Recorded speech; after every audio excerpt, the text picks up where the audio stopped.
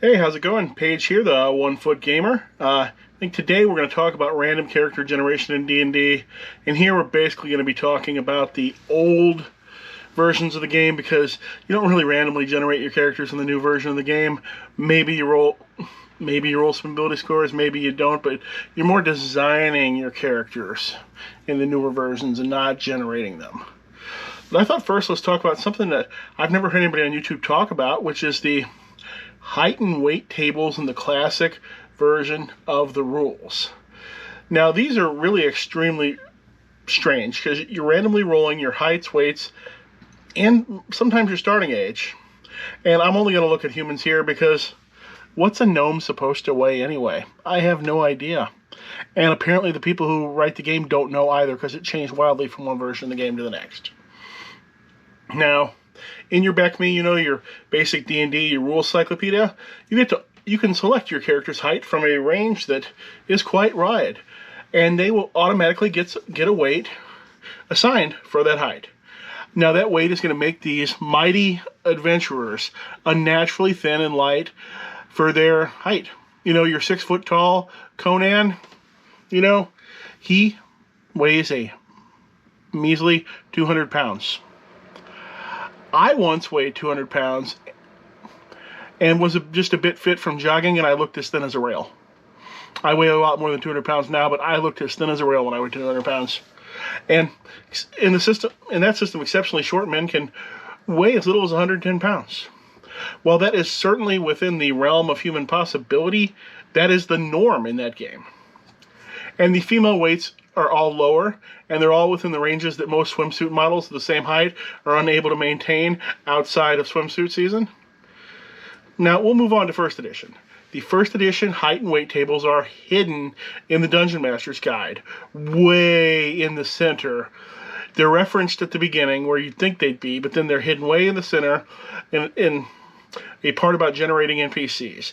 They are very Gygaxian and needlessly complex in scope. However, after you make all these die rolls, it basically produces a bunch of men who are exactly 6 feet tall and who weigh exactly 175 pounds. Or women who are exactly 5'6" and who weigh exactly 130 pounds. Now, it does have a bell curve, though, with, the ends are 1 in millions apart, but the male bell curve does go from 139 pounds to 235, and the female bell curve goes from 100 to 178. I wonder how many of the kids playing this game were outside the bell curves for these heights and weights that they generate here. I bet quite a few. The AD&D second edition height and weight tables are pretty strange as well, because they completely disassociate height and weight from each other. The first edition Gygaxian tables at least had them connected somehow. They look like they show a general range of weight for men of 146 to 200 pounds. At least that did get rid of the 100-pound grown man adventurer. However, whoever wrote the rules forgot that bell curves are a thing, and they're generating the weight as 140 plus 60-10. That makes that 200-pound character 1 in a million, and assures that very few male human characters will be outside the range of 168 to 178 pounds. And female characters will largely be pegged to the range of 128 to 138 pounds. You see, the more dice you roll, the closer the average the result tends to be. You roll 1d6, it can be anything from 1 to 6. It's all even. You roll 10d6, you're going to be real close to 35 every time. This has to be an artifact of whoever wrote these rules, referring to some medical textbook who got its height and weight averages from studies of European peasant farmers in the mid-19th century. The same studies that were cited for well over a century afterward, saying that the average starting age of puberty was 14 or 15. I think it was in Belgium. I don't actually remember the country anymore, but when I was researching another article I wrote many years ago, I had to go down that rabbit hole. Now, BECMI itself doesn't seem to have any rules for starting ages. At least I didn't find any in the Rules Cyclopedia, and I checked through the Holmes Basic. I didn't find them there. I don't keep the, I think it's the Mincer Basic or whatever the second version of that is around, because that version is the same rules as the Rules Cyclopedia. But it doesn't mean that there might not be some rule for it hidden someplace. I know there was yet another Basic around 93 or 94. Maybe it's in there. Maybe it's in the Wrath of the Immortals box set. Who knows? Now, in first edition, it hides the age charts in the Dungeon Master's Guide, where it should be for something players might access, with most of the characters starting extremely close to age 20. Except for mages, who are almost universally in their 30s when they start at first level, with illusionists being even older. The only thing outside this normal range is monks, who tend to start 21 to 25 years old. In any case, the use of a single four-sided die, or in the case of wizards, multiple die, triggering a bell curve, pegs the starting ages to extremely close ranges on average. Now, if you go to AD&D 2nd edition, humans all start as teenagers between the ages of 16 to 19 years old. It does get rid of the complexity. However, that also had to be them writing to their core, teenage audience.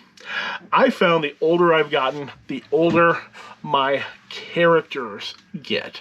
I made those teenage characters when I was a teenager, and so on. And as I got older, I started making my first level characters older as well.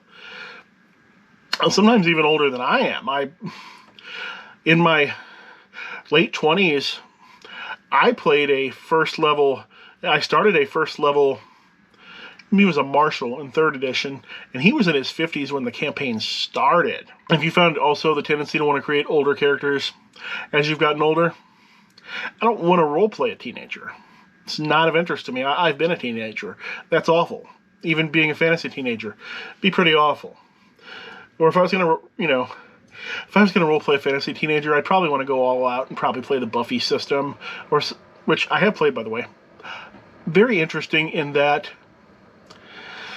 the Game Master doesn't need to roll any dice in that system ever, unless you get into one situation that crops up in the Magic Box supplement. Otherwise, the players roll all the dice. All right, let's go on to ability scores. Now, you may not know this because most of you haven't played that far back or even read it, but most ability scores did next to nothing before Advanced Dungeons & Dragons came around. Originally, your white box D&D, your Holmes Basic, the ability scores did almost nothing. The only one that universally did anything was Constitution, which would modify your hit points, or Dexterity, which will give either a +1 or -1 to missile attack rolls if you had a high or a low score. And Charisma was referenced on a chart as to how many hirelings you could have. Otherwise, these scores, they really just did nothing unless they were the prime requisite of your class.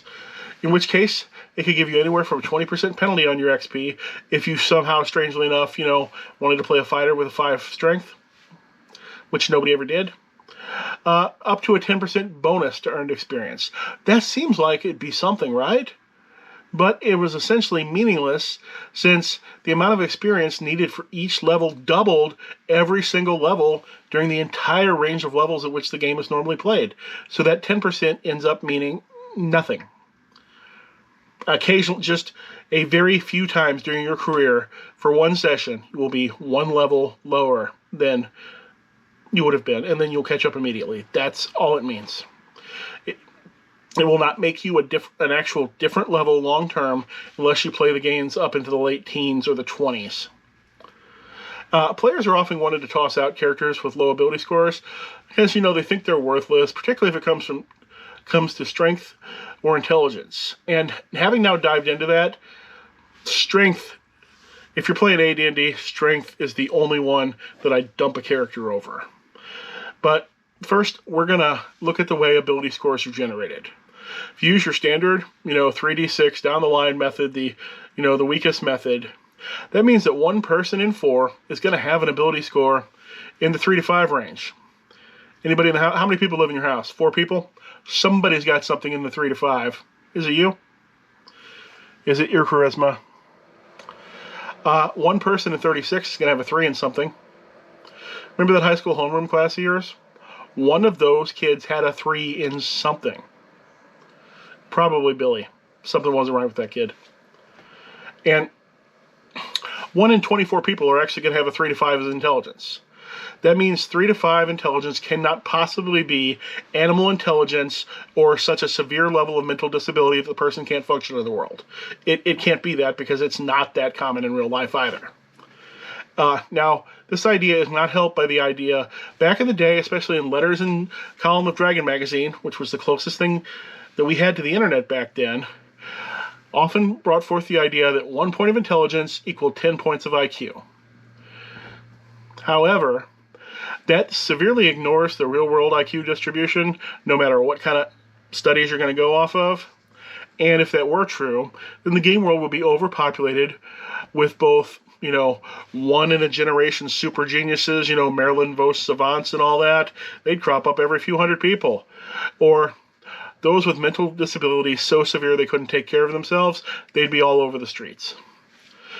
In reality, who has a 3 int? It's Forrest Gump. Yeah, his IQ is 75. That about lines up with the real-world distribution of numbers, and it's more realistic because it creates a character who is noticeably slow, but he is still functional. And in classic D&D, intelligence has basically zero effect unless you're a wizard. Oh, how many extra languages can you speak? None. Okay. Forrest Gump also didn't speak any extra languages. A character, look at Dex.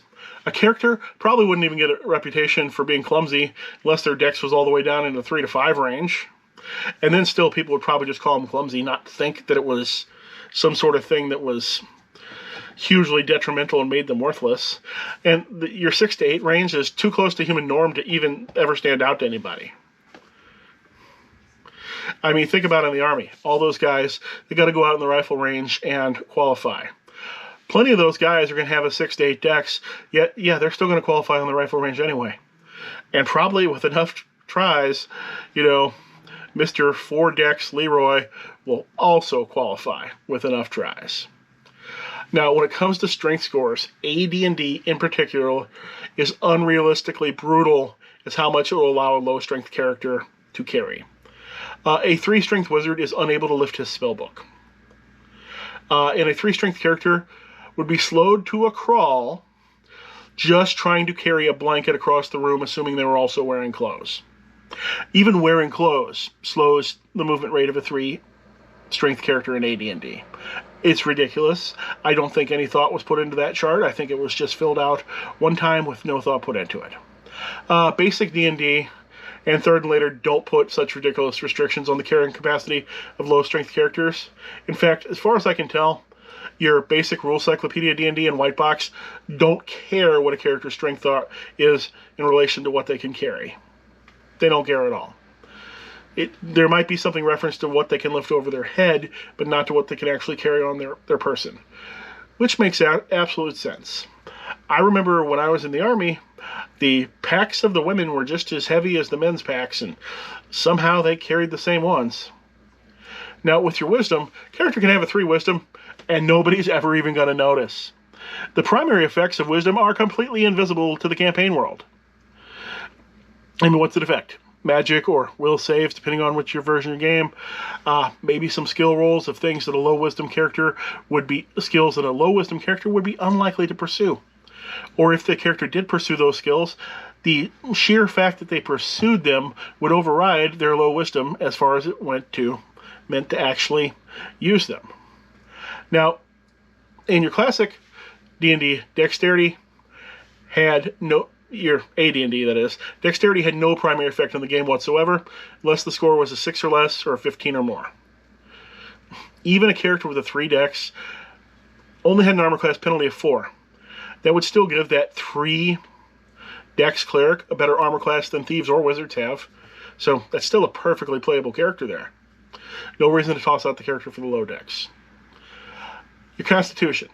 In all versions of classic D&D, low constitution has very little effect unless you actually have a 3 constitution.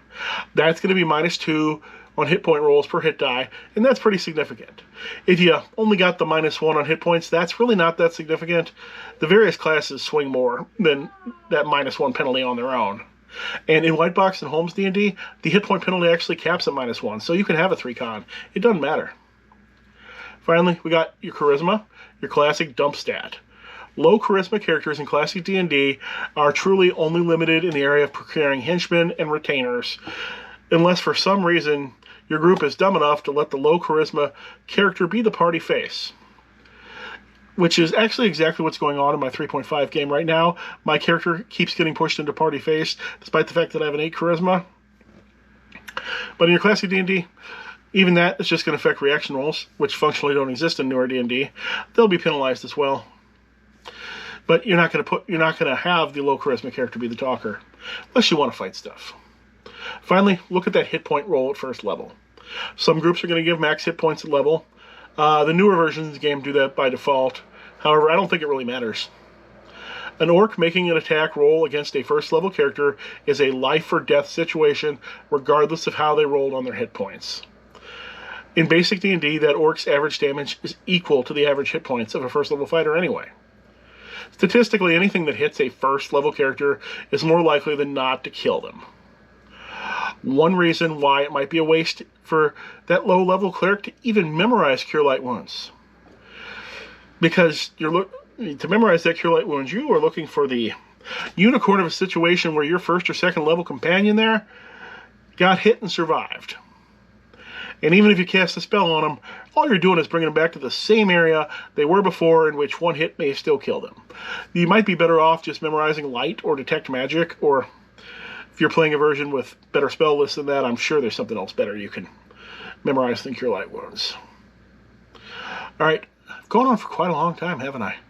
Alright, that's about all I've got for today. Remember, I sell things on eBay to make a living, so I'm always buying RPG and tabletop gaming material of all types. If you want to get a hold of me, my Instagram's down below. Otherwise, thanks for subscribing. Please share these videos, and I hope to see you again soon.